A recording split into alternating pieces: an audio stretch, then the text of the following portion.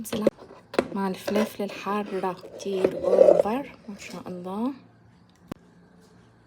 بسم الله. زحلطت.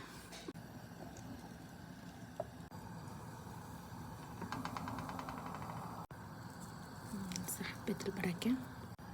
هلا سؤال خبز العدس، هل هو سهل لما صعب؟ هو السهل الممتنع، كتير سهل لما تعرفي تجيدي التركات تبعته، بينما صعب لما ما تكوني وصلتي لهالتكنيك العالي. وطبعا انا نزلته بالقناة هاي بالفلفلة الحارة ما شاء الله. خبز بشهي، وهاي سادة.